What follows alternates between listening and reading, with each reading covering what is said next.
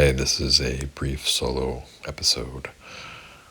At first I thought about picking this up with Wendy again, continuing on from our last Ask Us Anything meditation Q&A show, basically about balance in meditation and Dhamma and lack thereof.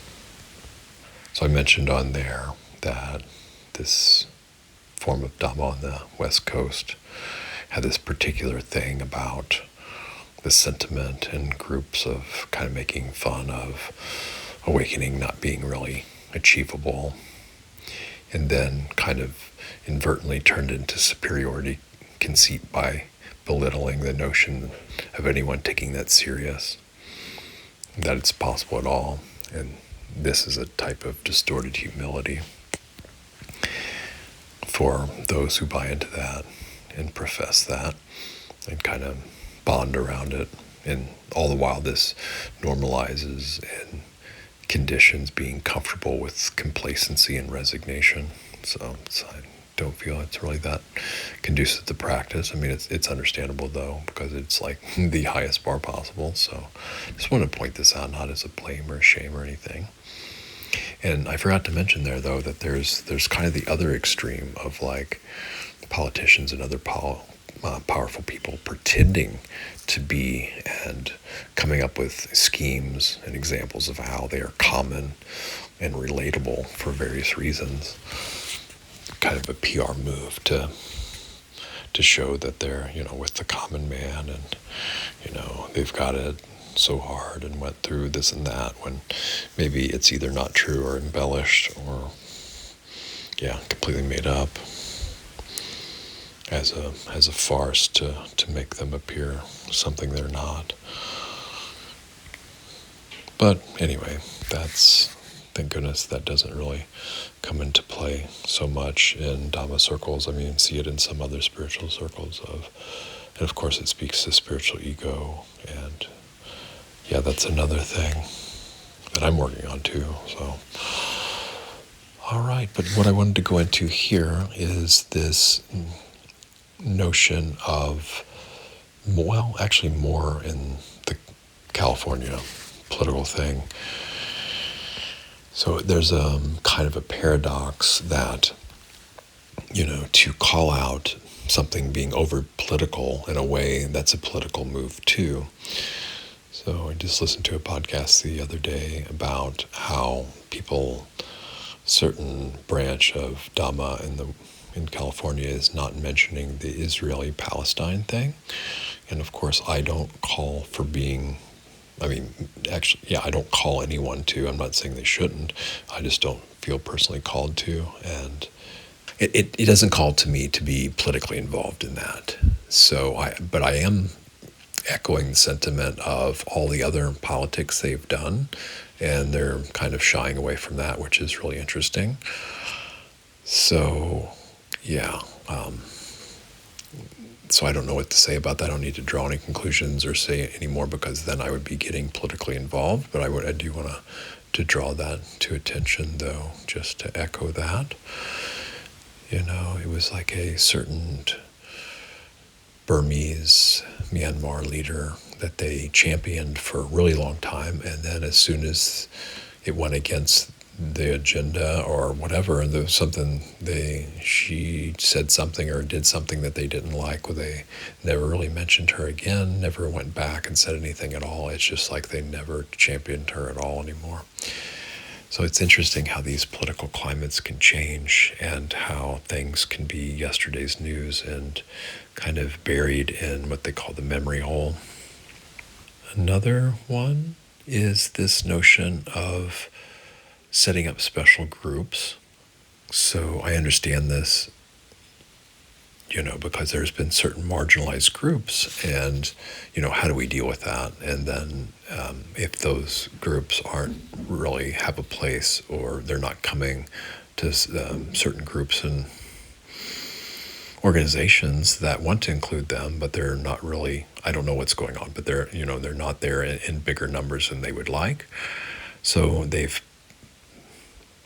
set up certain groups that identify as, self-identify as, and they're color-coded, meaning that they use a special color where everything else is black and white under these certain groups. So, I don't have any good answers to whether this should be done or not.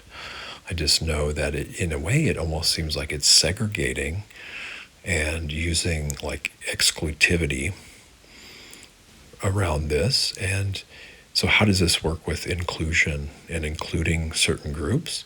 So in a way, it's including but also segregating at the same time, right? Because, it's included in the overall organization, but then no one else in the organization is allowed within that exclusive, segregated group.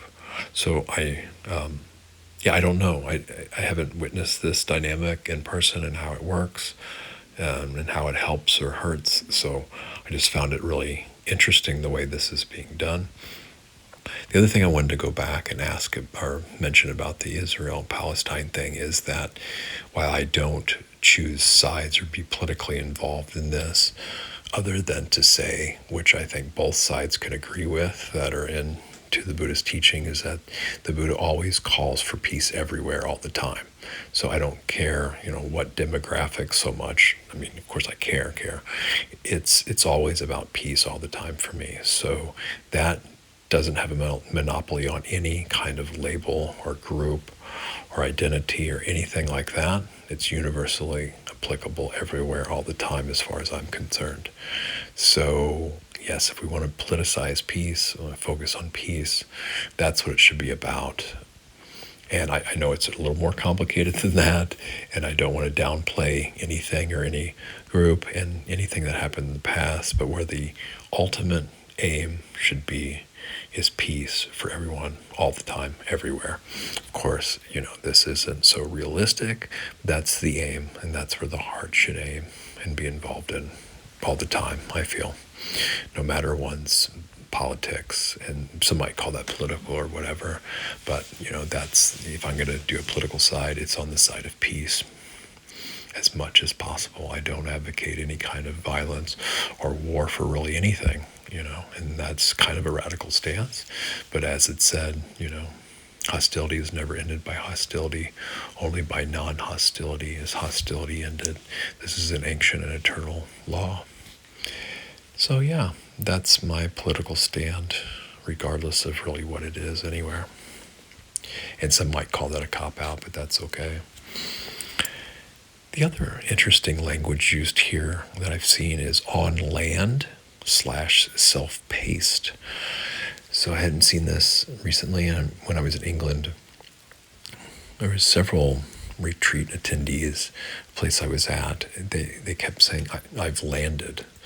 And I haven't heard that terminology. And then we have on land, which is real interesting. And I use it in real life to kind of be in contrast to certain digital realities that are taken for actual reality, or a lot of times forgotten, at least in my own experience, that, okay, this is digital and a computer, moments of lapsing on that and mistaking it for what's actually right in front of me as the device or whatever. So this notion of on land, though, this notion of land is like something that can be bought and sold in some sense. Can't really say on earth, because then that implies, okay, we're not quite at the thing where we can involve other major locations other than this planet Earth for the mainstream population, I think. But you don't say on soil, which I guess could technically be commodified. So I don't really have any solutions to this, but I just thought it was really interesting to say this is on land and self-paced. We don't say it's in a building, right? But being in a building, I'd imagine on this retreat, is a big part of it too, than just being on the land. And maybe it's too much a free association, but I'm reminded of the Buddha's Enlightenment poem that uses this language of basically tearing apart a building, rafters and lodge poles, ridge poles, and an architect who's built this notion of self and how no one will build another place for him to live, so to speak. You have to look it up. I'm not really getting at the heart and essence of it, I think.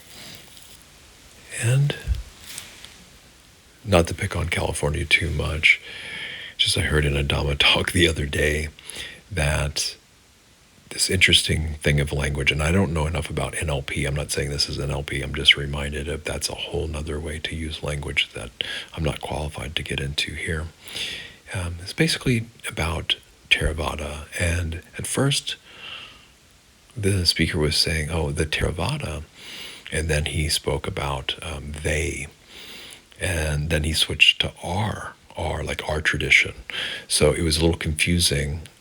Is he a Theravadan or not? Is he from the third person talking about Theravada, a Theravada teacher, but then using like outsider language to refer to a tradition that he's not a part of, but then switching to our tradition. But they also say the Theravada tradition. So it's a little bit confusing and disjointed to do this, perhaps, I find. So are you or are you not? You're a qualified teacher, but you don't consider yourself one. It kind of reminds me of the preachers or ministers in Denmark that I was kind of surprised to learn that it's not a requirement to believe in God to be a minister in the Christian church in Denmark. So the big one, I won't hopefully spend too much time on here, are the pronouns. So this is one that's probably I've already talked about, and that is, I feel more fortunately, going by the wayside now. And there's many things to say about this, but one of the other things I recently realized about pronouns in a particular way of language control is that one unifying common thing all like English speakers have in common is they kind of speak the same language in the same way. But and when we introduce this notion of pronouns and how they're used, like what's your pronoun preference, and then there's this kind of front loading and an expectation for those people who buy into that, which I get it. In some sense, it was designed to have people be respectful and save time of how they want to be referred to. But we already have like an English language, but it's being tied into gender confusion and different gender issues which have been inflamed. And, no matter where we see that or fall across this interesting topic now, that it's being used for division. And so you have the people that are into this and respect it, then demanding other people. Well, actually, I haven't actually experienced that, but I can imagine it's happened before, that someone else referred to them in a certain way, regardless of whether it's not been that way for years and years and years. And then you're going to have a division between the people who, okay, they're respecting my pronouns,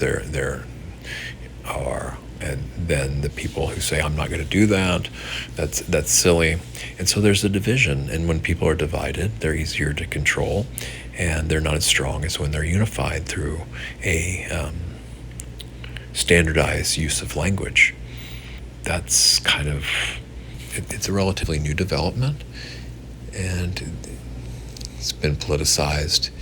And when someone demands you use a language other than how it's been used for a while and accepted and agreed upon, then we can't even have unity and coherence and understanding around such unification. That's one of the many things to point out around these pronoun preferences and some, I guess, are demands, and then some people dismiss it and divide people more into camps and ideologies to fight amongst themselves, or to at least form perhaps unwise, unhelpful opinions and sentiments towards those of the other camp. And I think that's really all I have to say. I guess maybe to end this, language, as I point out, this is kind of the negativity bias around language, what it's being used to kind of skew and confuse or mislead and deceive, or it can actually be used for liberation. The right teachings, the right words, the right sentiments, they can be a grounds, at least for support, for liberation and well-being, just as much as they can be used for the opposite. So may we all use language well and optimally.